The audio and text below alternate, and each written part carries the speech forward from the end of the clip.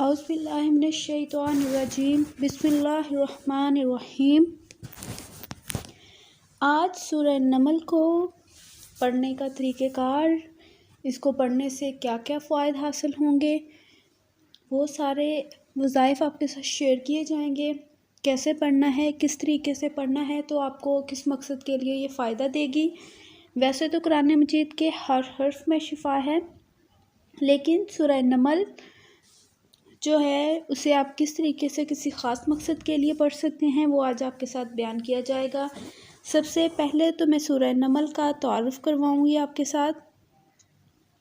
سورہ نمل جو ہے حضرت عبداللہ بن عباس رضی اللہ تعالی عنہ کی ایک روایت کے مطابق سورہ نمل پچھلی سورت یعنی کہ سورہ شعراء کے فوراً بعد نازل ہوئی تھی۔ دوسری مکی صورتوں کی طرح اس کا موضوع بھی اسلام کے بنیادی عقائد کا اثبات اور کفر کے برے نتائج کا بیان ہے۔ حضرت موسیٰ اور حضرت صالح علیہ السلام کے واقعات کی طرف مختصر اشارہ کرتے ہوئے یہ بتایا گیا ہے کہ ان کی قوموں نے اس بنا پر ان کی بات نہیں مانی کہ انہیں اپنی دولت اور اپنے سماجی رتبے پر گھمنڈ تھا۔ اس طرح کفار مکہ بھی گھمنڈ میں مبتلا ہو کر حضور اکرم صلی اللہ علیہ وآلہ وسلم کی رسالت کا انکار کر رہے تھے۔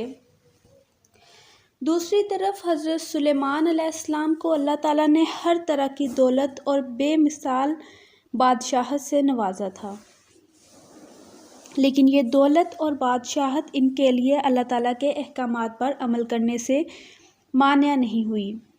اس طرح سبا کی ملکہ بلقیس بھی بہت دولت مند تھی، لیکن حق واضح ہونے کے بعد اس نے اس کو فوراً قبول کر لیا۔ اس سیاق میں حضرت سلیمان علیہ السلام اور سبا کی ملکہ کا واقعہ اس صورت میں تفصیل کے ساتھ بیان کیا گیا ہے، اور اس کے بعد کائنات میں پھیلی ہوئی قدرت خداوندی کی نشانیوں کو بڑے مؤثر انداز میں ذکر فرمایا گیا ہے، جن سے اللہ تعالیٰ کی وحدانیت ثابت ہوتی ہے۔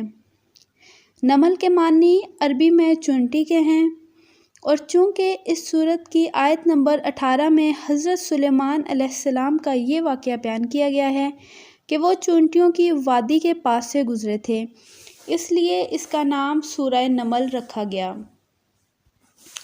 اب سورہ نمل کو پڑھنے کی فضیلت آپ کے ساتھ شیئر کرتے چلیں۔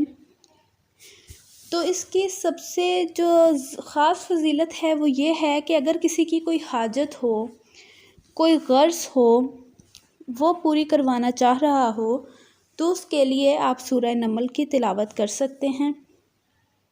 اگر کسی صاحب کی کوئی غرض ہو اور پوری نہ ہوتی ہو تو سورہ نمل کو ایک ہفتے تک ہر روز ایک بار بعد نماز فجر پڑھے تو اللہ تعالیٰ کے فضل و کرم سے پڑھنے والے کا کام ایک ہفتے کے اندر اندر پورا ہو جائے گا۔